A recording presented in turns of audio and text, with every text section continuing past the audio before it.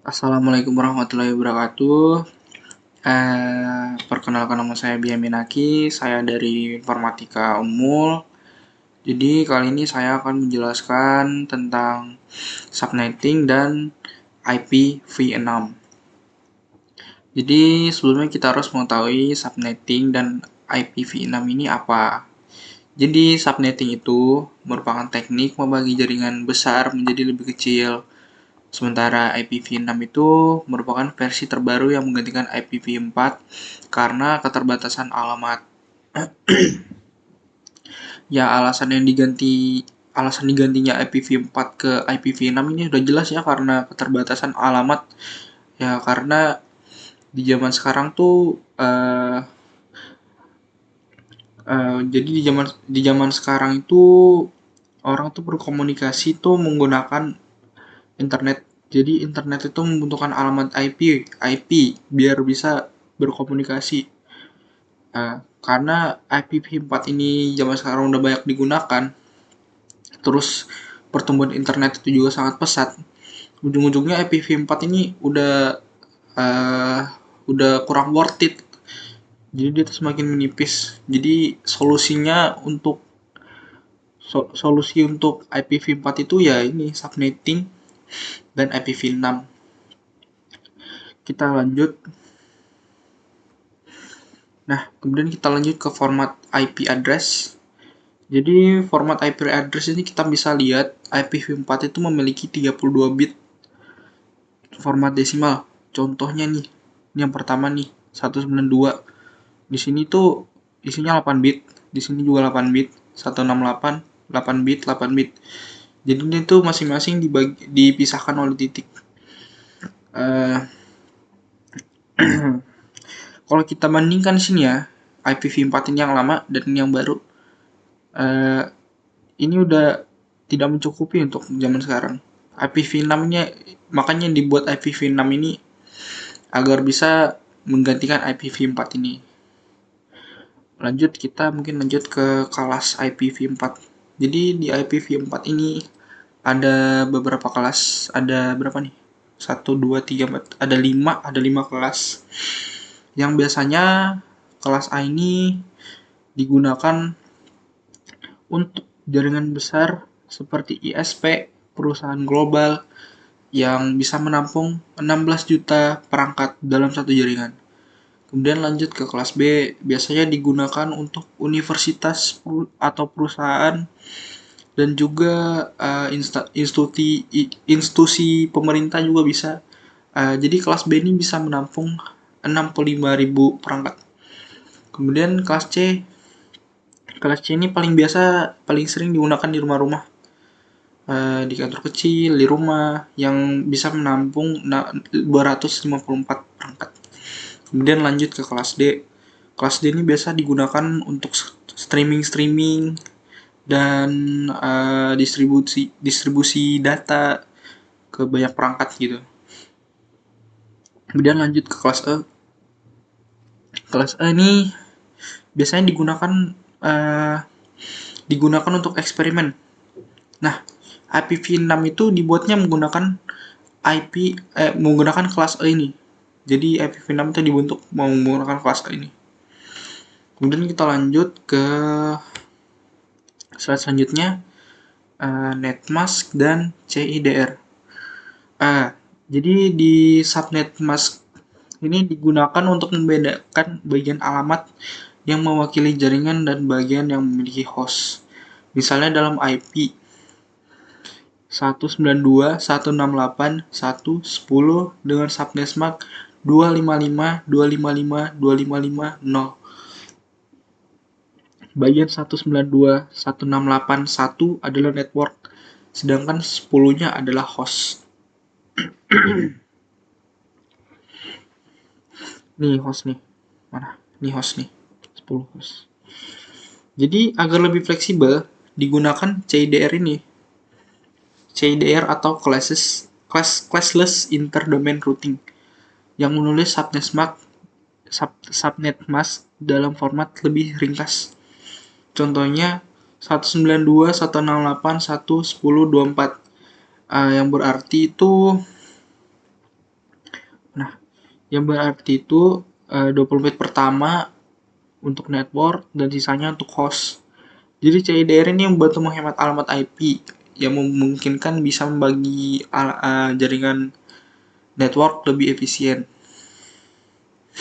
Kemudian kita lanjut mungkin ke bagian FLSM dan VLSM.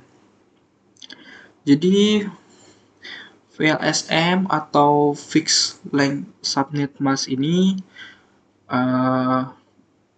bentar. Kita jelasin dari awal. Subnetting adalah teknik membagi jaringan besar menjadi subnet yang lebih kecil.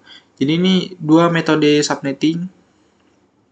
Yang pertama FLSM yang saya sebutkan tadi, Fixed Length Subnet Mask. Jadi semua IP itu sama di sini. Pokoknya dia tuh kayak misal nih perpustakaan nih. 192.168.100.026. Misal dia perpustakaan mempunyai 3 lab. Yang pertama itu lab 1 192.168.100.6826. Terus lab kedua 192.168.100.128.26. Terus lab ketiga 192.168.100.192.26. Jadi dia tuh sama ukurannya. Kelebihannya dari FLSM ini, dia tuh lebih mudah dikelola daripada VLSM. Akan kita jelaskan berikutnya. Tapi kekurangannya itu dia itu boros alamat IP. Terus kita lanjut ke VLSM. Jadi di VLSM ini subnetnya itu bisa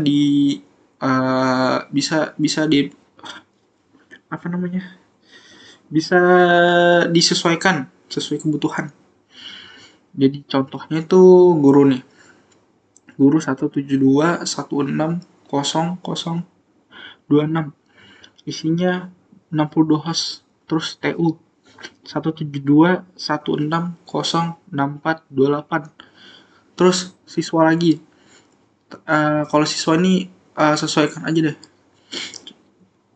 Contohnya disesuaikan aja deh sesuai kebutuhan. Kan tadi udah ada guru, TU dan siswa, nanti siswanya disesuaikan aja. Kelebihannya di sini lebih hemat penggunaan IP-nya daripada FLSM. Kekurangannya itu dia tuh perhitungannya lebih kompleks.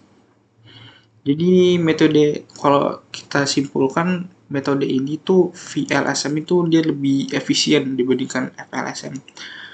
Karena setiap subnet itu dia mendapat jumlah alamat sesuai kebutuhan, jadi tidak boros IP. Lanjut ke apa itu IPv6. Jadi IPv6 itu merupakan alamat yang dikembangkan untuk menggantikan IP4, dikembangkan oleh ETF. Jadi dia ETF itu apa? Jadi ETF itu Internet Engineering Task Force. Jadi dia itu dibentuk untuk menggantikan IPv6. Kemudian keunggulannya pertama mungkin ya dengan bit yang lebih banyak ya daripada IPv4. IPv4 cuma 32 bit, sedangkan IPv6 ini 128 bit. Dan dia ini IPv6 dia itu bisa menyediakan hampir tak terbatas alamat unik. Pokoknya banyak sekali. Terus struktur hierarkis. Jadi struktur hierarkis ini dia bisa mempermudah routing dan manajemen jaringan. Jadi itu dia lebih mudah terstruktur dengan menggunakan struktur hierarkis nih. Lalu plug and play. IPv6 ini dapat mengatur alamat otomatis tanpa perlu server DHCP. Kemudian keamanan lebih baik dan header lebih sederhana. Dia ini keamanannya itu sistem enskripsi bawaan untuk keamanan data. Lalu kita yang udah saya tampilkan di sini ada QoS, Quality of Service. Jadi dia itu mendukung streaming dan multimedia dengan performa lebih optimal.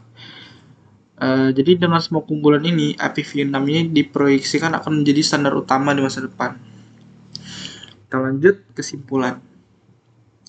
Jadi kesimpulan di sini, subnetting memungkinkan pembagian jaringan yang lebih efisien, jadi tidak boros IP. Lanjut ke IPv6.